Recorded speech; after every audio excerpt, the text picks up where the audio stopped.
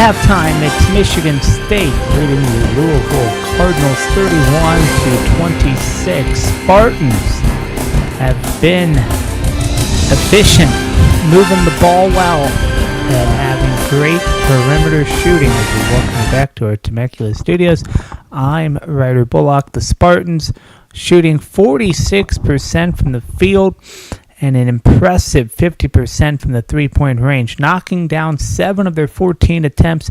That outside shooting has been the difference in a tightly contested game. Louisville, meanwhile, has struggled to find consistency from beyond the arc, hitting just 4 of 18 from deep, 22%, and that's forced them to try and establish their offense inside. To their credit, the Cardinals have done some good work in the paint, outscoring Michigan State 16-10 down low. They've also been more careful with the basketball, committing just 5 turnovers compared to 9 for the Spartans. But where Michigan State has really separated itself is in ball movement. 12 assists on 13 made field goals tells you everything you need to know. They're sharing the basketball, finding the open man, and playing connected offense. The Spartans have also controlled the flow of the game, leading for 80% of the first half and building a lead that stretched to as many as 10 points. For Louisville, the path forward is clear. They've got to find some rhythm from the perimeter. If they can knock down a few threes and complement their inside scoring, they're very much within striking distance. For Michigan State, it's all about maintaining composure, taking care of the basketball, keep moving it offensively, and continuing to apply pressure defensively.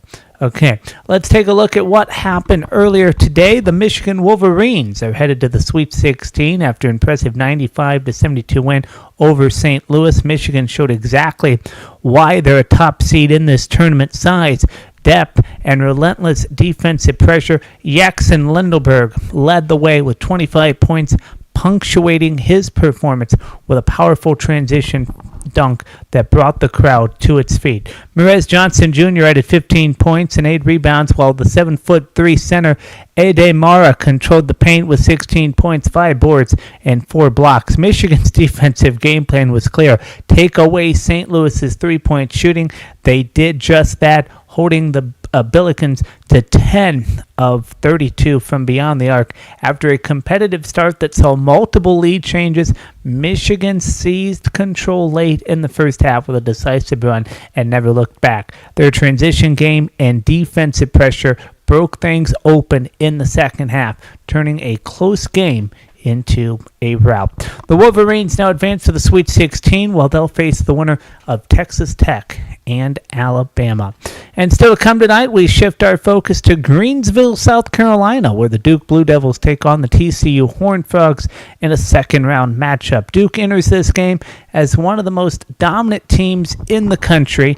They're 33-2 on the season, averaging over 80 points per game and outscoring opponents by nearly 19 points a contest. But if you watched them play Thursday, you're kind of scratching yourself. Saina gave Duke a scare, and so what is Duke going to have to do? Well, they're going to have to go back to basics, and that's Cameron Boozer, who's been outstanding. 22.5 points, over 10 rebounds per game, and the ability to impact every detail of this game. He has been the engine that drives this Blue Devils team, and he's going to have to be the center of it all today. Duke also brings balance, shooting, and defensive discipline. They average 9 made three-pointers per game and have been particularly strong over their last 10, going undefeated in that stretch. But TCU is not a team to overlook. The Horned Frogs come in at 23-11 and have made their mark with physical play and strong rebounding, especially on the offensive glass, where they rank among the best in the Big 12. If TCU is going to pull off the upset, they'll need to control the tempo, crash the boards, and limit Duke's opportunities and transition. Keeping this game in the half court could be key. I don't think it's going to happen, but Duke, I have so many questions about Duke right now that I won't even go into it. We'll just get back to the second half here in Buffalo.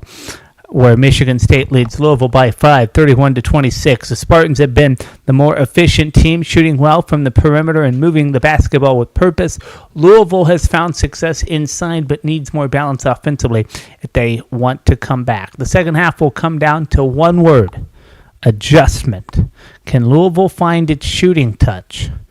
Can Michigan State maintain its rhythm while cutting down on turnovers? We're set for what should be a competitive finish. Stay with the second half action is coming up next.